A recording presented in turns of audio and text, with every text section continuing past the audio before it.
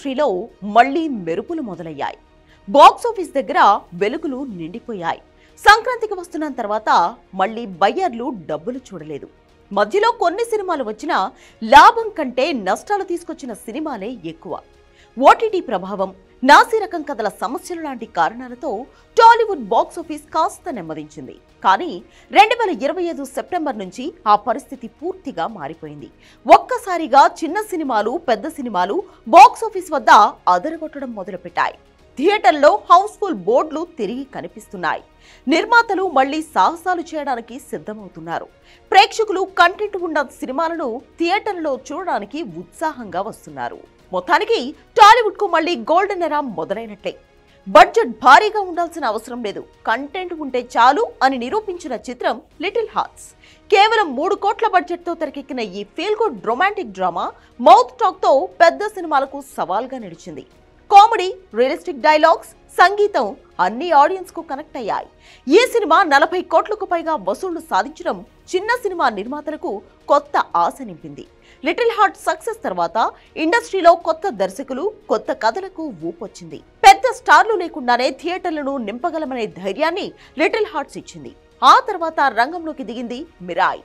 తేజ సజ్జా హీరోగా రూపొందిన ఈ సినిమా తెలుగు ప్రేక్షకులకు ఒక కొత్త అనుభూతినిచ్చింది. 150 కోట్ల గ్రాస్ వసూళ్లు సాధించిన మిరాయ్ కేవలం కమర్షియల్ గానే కాదు, కంటెంట్ పరంగానూ అద్భుతం చేసింది. అద్భుతమైన విజువల్ ఎఫెక్ట్స్, హాలీవుడ్ స్థాయి ప్రొడక్షన్ వాల్యూ, థ్రిల్లింగ్ స్క్రీన్ ప్లేతో సినిమా టాలీవుడ్ స్థాయిని అంతర్జాతీయంగా పెంచింది. ఈ సినిమా విషయంతో దర్శకులు కొత్తగా ఆలోచించడానికి, రిస్క్ తీసుకోవడానికి ముందుకొస్తున్నారు. మాస్ కంటెంట్ కాకపోయినా మంచి ఐడియా ఉంటే ప్రేక్షకులు ఆదరిస్తారని నిరూపించింది మిరాయ్. హారర్ థ్రిల్లర్ గా వచ్చిన బెల్లంకొండ శ్రీనివాస్ కిష్కింధపురిది మరో సక్సెస్ స్టోరీ. గ్రామీణ వాతావరణం, బలమైన కథనం, నేచురల్ పెర్ఫార్మెన్స్లతో ఈ సినిమా విజయం సాధించింది.